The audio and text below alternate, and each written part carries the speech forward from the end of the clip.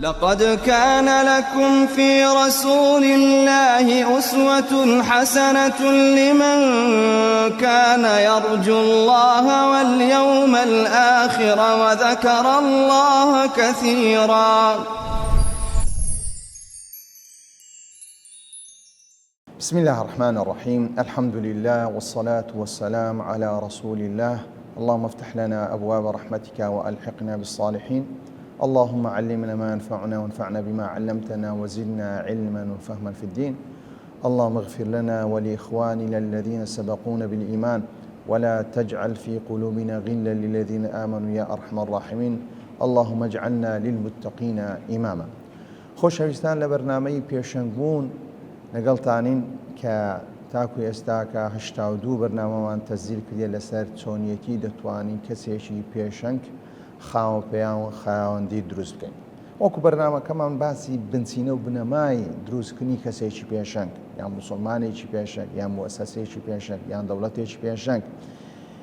وەکو باسمان کرد کە چەند بنچینەیەکیە کە تاکو ئێستا کە سێ بنچینە بە تەفسیلی باسمان کردنیە. بنچینەی یەکەم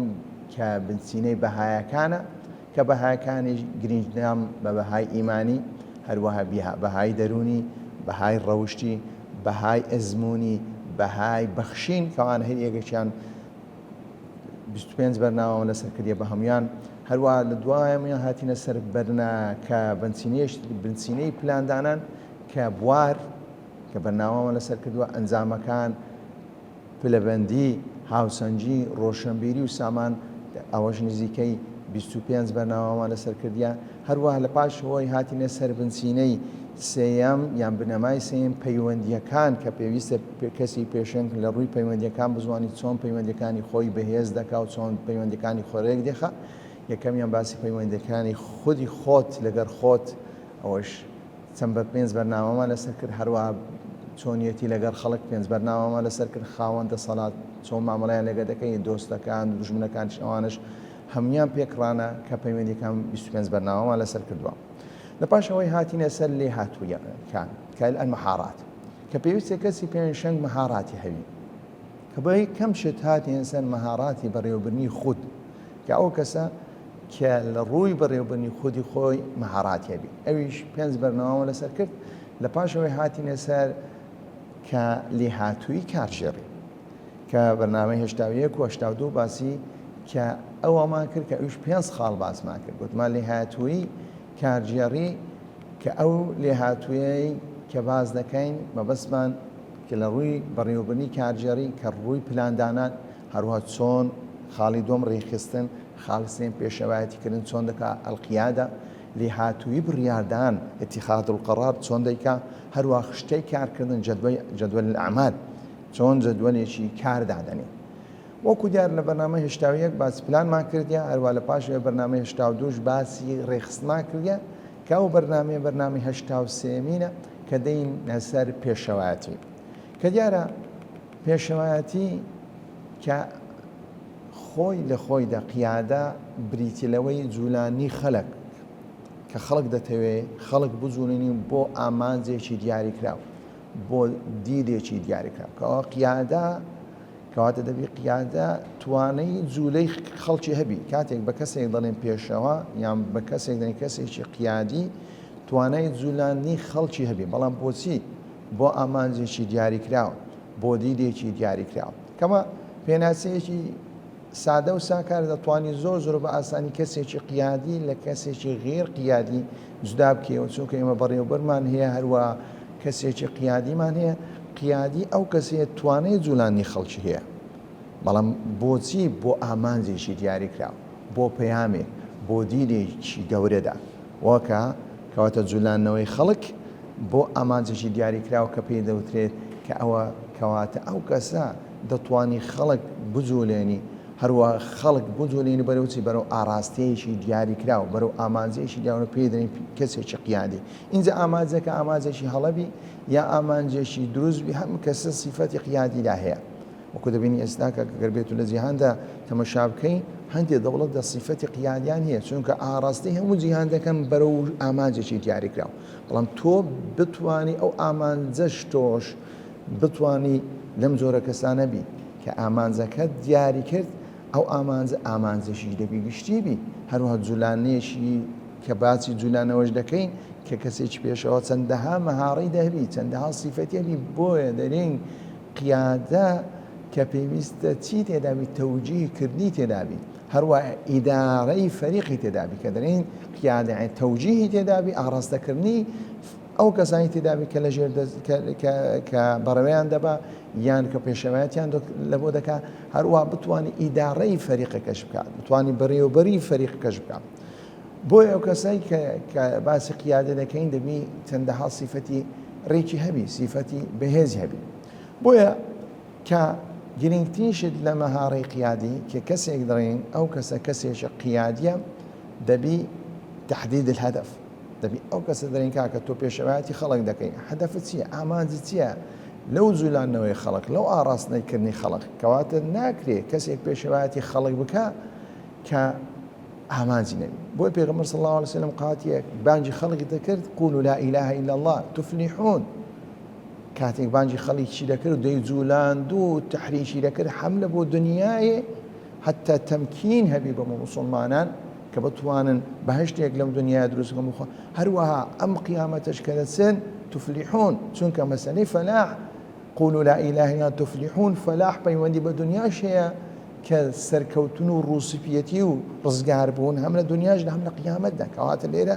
تەحریک الناس لە بۆ چێ لە بۆ ئامانجێکی دیاریکرا هەروەها قیادەی فعال کە دەڵێن کەسێکی قیادی فعالە بتوانی ئەم کەسانەی کە پێشەوایەتیان لە بۆ دەکات تەحفیزیان بکە لێهاتوویان بداتێ توانایان بداتێ بیان جوولێنی کەگەر بێت تۆ قیادی بە چ شتێ قیادی بەوەی کە خەڵک بجوڵێنی کەواتە تۆ تەحفیزی خەڵک دەکەی تەحفیزی جوهودی جەماعی دەکەی نەک جوهودی یەک کەس جوهودی دوو کەسدا جوهودی جەماعەتێک کۆمەڵێکی زۆر تۆ دەتوانی بیان جوولێن ئاڕاستەیان بکەین و هەروەها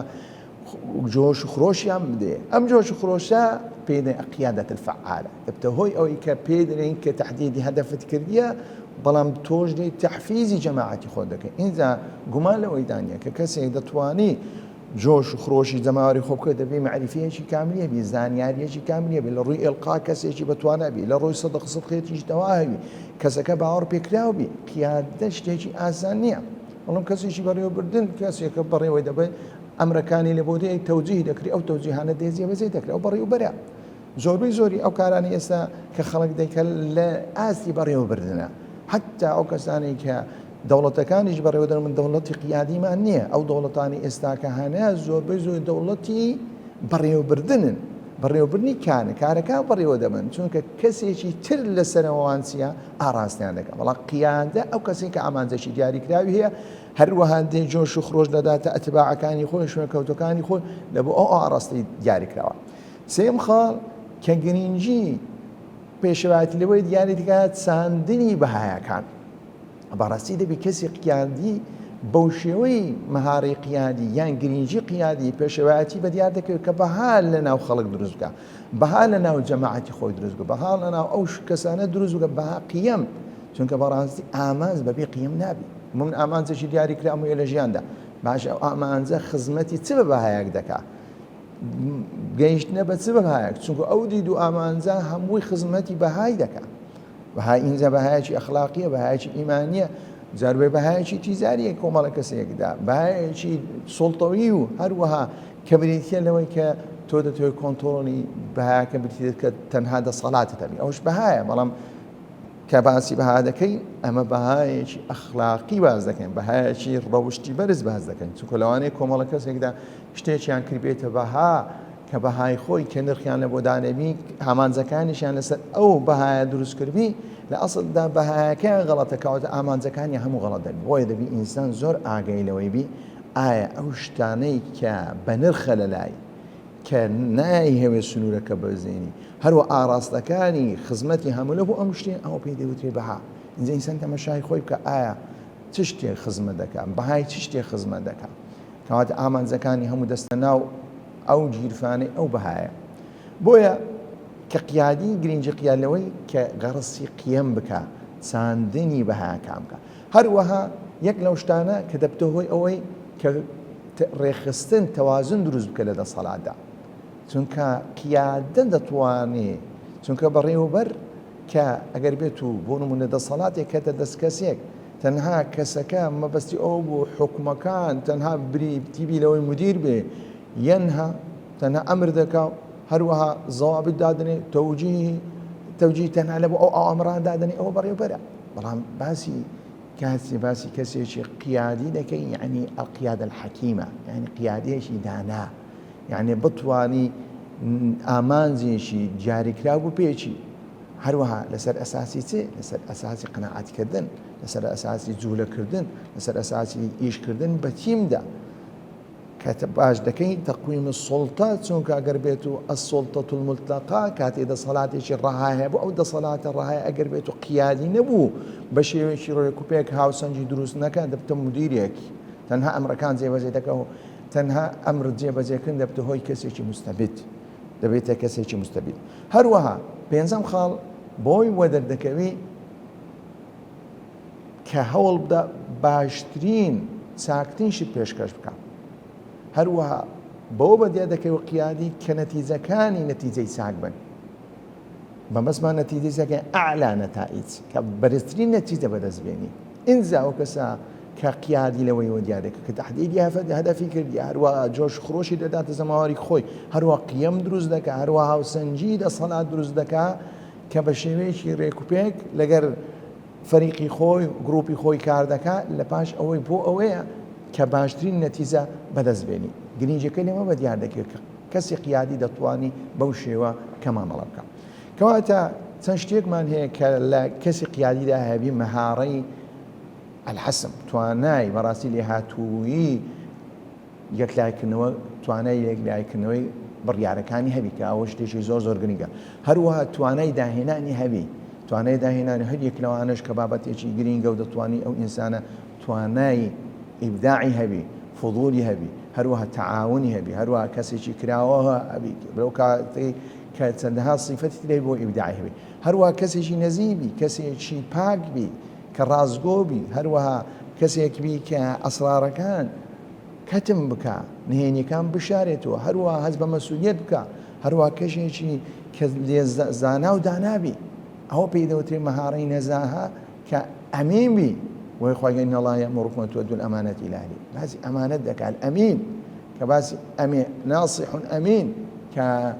خۆی پەروەردگار کە باسی ئەمین دەکات کەواتە کەسێکی ئەمین بی مەهارەی مڕونەی هەبی ئەو کەسێک کە دەبتە پێشەوە مەهارەی مڕونەی هەبی مڕونە لە چی لە بتوانی خۆی بگونجێنی کە ئەو خۆ گونجانە کە لە ڕوانگەی شەرعدا جێگای دەبێتەوە هەروەها توانای ڕدودی وەرگرتنی چی وەرگرتنی بەرامبەری هەبی توانای گوێگرتنی هەبی لە خەڵکدا هەروە بتوانی هاوسەنجێک بکە لە نێوان ژیانی ئاسایی و ژیانی کارکردنی ئەگەر بێت و کارکردنیە هەروە بتوانی خاڵی لاواز و خاڵی بەهێزەکانی خۆی دیار بکرا هەروە توانای ئەوەی هەبی تەواصل پەیوەندی لەگەڵ خەڵک بە شێوەیەکی چاک دروست بکە مەهارەی ئەوەی هەبی کە عەرز بکە چۆنیەتی بتوانی قسەکانی خۆی عەرز بکە هەروەها لە لوغەی جەسەد بکە هەروەها نەبەڕاتی سەوت بکە هەروەها قودرەت توانای هەبی کە بە عملی جەماعی ئیش بکات چونکە بەڕاستی قیادی بۆ کەسە دەوتری قیادی کە خەڵکی لەژێ کە خەڵک پێشەوای دەکەواتە لەگەڵ خەڵکدا کۆکە کەواتە تەواصلی هەبی هەروەها مەهارەی بینای علاقاتی هەیە بتوانی علاقات لە ناو خەڵک بە شێوەیەکی چاک دروست بکە هەروەها بتوانی کەسێکی وەکو مامۆستا مامەڵە لەگەر ئەو کەسانە بکە کە شوێن کەوتوی وینە کەروەها کاتێک زۆر زۆر ڕوون و ئاشکرابی لە قسەکردنەکانی هەروە لە سیفەتەکانی لە ڕوئیایی لە پەیامی هەروە توانێ بی یارمەتی ئەو کەسانە بدە کە شوێن کەوتوینە هەروەها کە بتوانی ئەو جیاوازی لە نێوان شوێن کەوتەکانی دروست دەبی بتوانی حەلی بکە بە شێوەیەکی چی وەکو مامۆستایەک وەکو کەسێک کە تەوجیهی کەسەکان دەکات هەروە توانای گۆڕانکاری هەبی کە ئەو بابەتێکی گرنگە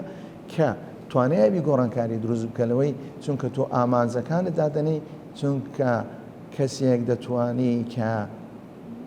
جۆش و خڕۆش بداتە شوێن کەوتەکانی خۆی کە توانای گۆڕانکاری هەبی لە کارکردندا و بەسمالەوەنی لە پەیام و لە بەهاو لە بابەتانەدا لە شێوەی کارکردندا شێوەی کە ئاراستەکردە هەروەها کە ئەوەش پێویستی بە خوتە و هەوە تەوزیعکردنی کارەکان هەیە و جەدوەلی دابنێ هەر کەسێک بێوێ ئەو مەهارەیە کە بەهێز بکە مەهارەی پێشەواتی پێویستە تەدریب بکە، پێویستە بخوێنتەوە، پێویستە تەمەشا ئەم کەسانە بکە کە پێشەوای چاکن، هەروەها تەجاریبی هەندێک چەندها ئەزمموی کردداریمانێ ئەو زمونە کردداریانی ئیسفادە لێ دەکە لە ئەگەر بێت تەمەشا سیرەی پێغەمبەر صلی الله عليه وسلم بکەین، هەروەها تەمەشا ئەم کەسانە بکەین کە لە سەردەمی زێڕینی ئیسلامدا چۆن بە شێوەیەکی قیادی مامەڵەیان کردی، هەروەها توانای تەحلیل شیکردنەوە، هەروەها هەڵسەنگاندنی هەبی، هەروەها توانای ئیستیشارەکردنی هەبی کە بەڕاستی ئەوە گرینگە کە پێغەمبەر صلی الله عليه وسلم ژیانی خۆیدا چەندەها ئیستیشارەی کردیە وشاورهم في الأمر كخواي كوردا وآراستكني توجيه بي قل ها خواي كوردا لسندهاش مدري قل دريت بيغم مثلا قل آراستكيتيا آراستكي كبا إيمان دارا مريم آراستيام بكا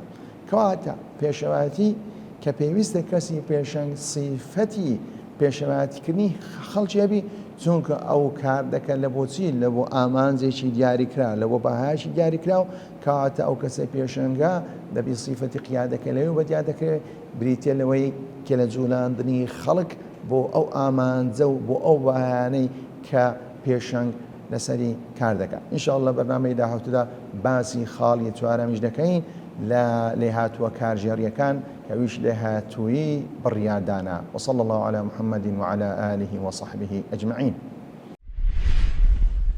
لقد كان لكم في رسول الله أسوة حسنة لمن